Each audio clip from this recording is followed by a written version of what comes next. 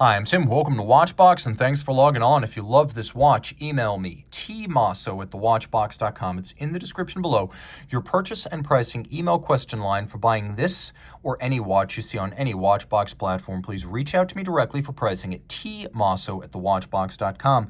Today, we are talking about a 2021 model year limited edition of 200 pieces from Audemars Piguet in white gold. This is the AP Royal Oak Chronograph frosted gold, using the chiseled technique developed by Florentine jeweler Carolina Bucchi for Audemars Piguet. This watch has been laboriously elaborated such that no two examples of the frosted gold will ever be the same. The pattern is random and beautiful in each case.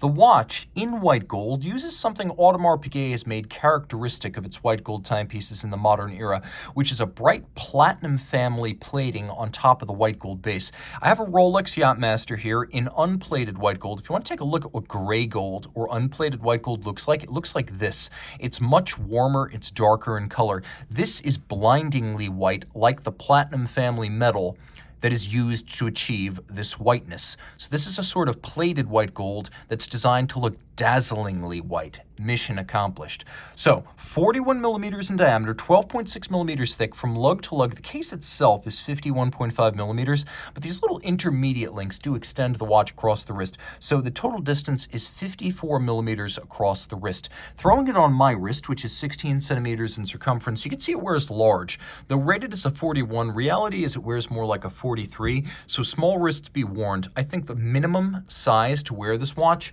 is going to be a wrist of 15 centimeters circumference.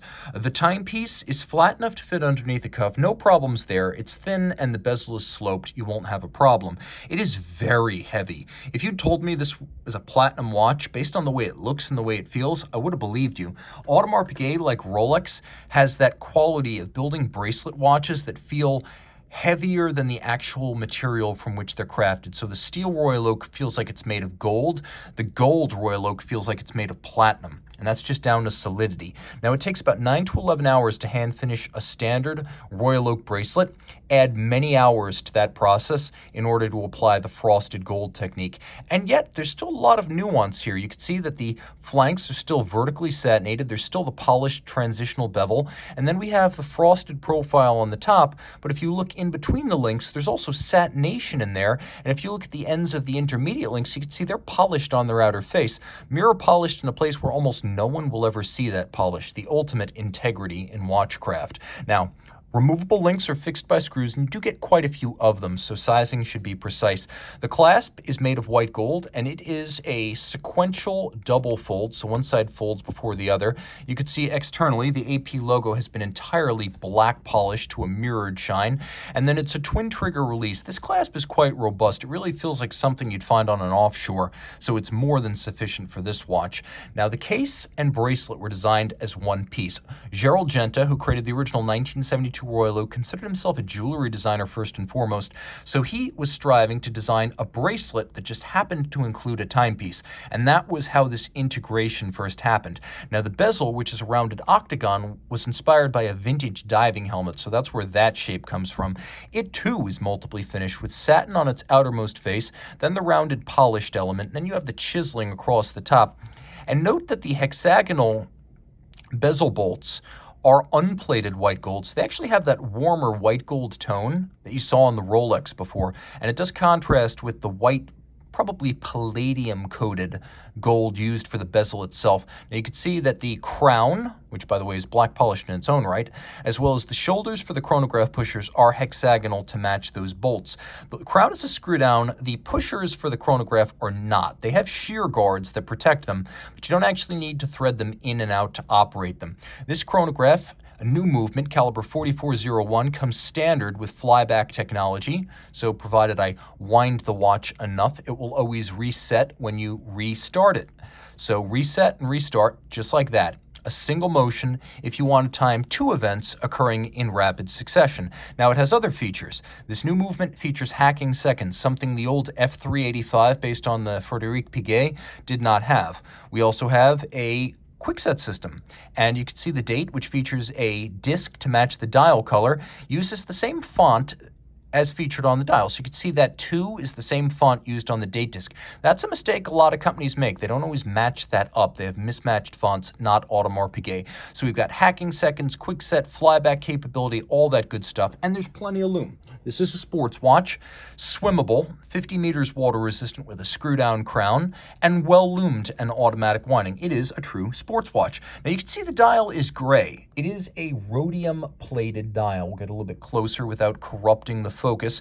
So rhodium, which is normally the material made to protect Swiss movements from corrosion, it is used here a little bit darker than you'd find on a movement. It's more gray than silver. The dial is pantograph cut. It is the Grande Tapisserie, the large hobnail. And although you see the large hobnails themselves, you can see there's a lot of detail on their surface and in between them. There are 20,000 little dimples on this dial that are cut by the 19th century pantograph mimicry engine. And it is a mimicry engine, taking a big template of this dial and then copying it in minute detail onto a little brass blank that becomes this lovely rhodium plated Grande Tapisserie. We have little concentric patterns inside each of the counters. They have a satin metallic finish around their outer rim, and we have that same pattern for the seconds and minutes track outboard. The logo, the indices, and the hands are all white gold to present any discoloration over time.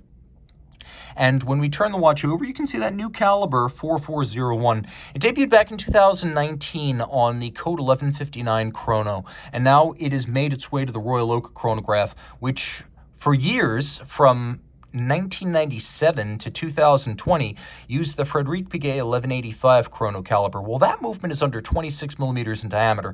This one is 32 millimeters in diameter. So not only do we get a display case back for the first time on a series-produced Royal Oak chrono, but the movement properly fits the case. It uses ceramic rotor bearings for efficient winding and minimal maintenance, and it has a 70-hour power reserve. You can see it features a column wheel for function selection, which means it's crisp and it sounds as sharp as it feels. And it uses a vertical clutch for chronograph engagement, which means when you start it, there's no jump or extraneous movement to the seconds hand. And if you wish, you can just leave the chronograph running full-time thanks to the vertical clutch, which has no wear or tear involved in its operation. Now, taking a quick look at the case back, you can see the movement's nicely finished, as is AP's fashion, a combination of mechanical and manual finishing. A big change from the old movement, we get a free-sprung balance with a full balance bridge for shock tolerance, and it beats away at 28,800 vibrations per hour rather than the 21,600 vibration per hour rate of the Frederic Piguet. And another feature that I've seen here and almost nowhere else is the visible vertical clutch, which you could see right underneath my finger. Its movement is subtle, but AP is the only company I know of, other than Roger Dubuis, that appears to have taken measures to specifically make a vertical clutch visible in operation.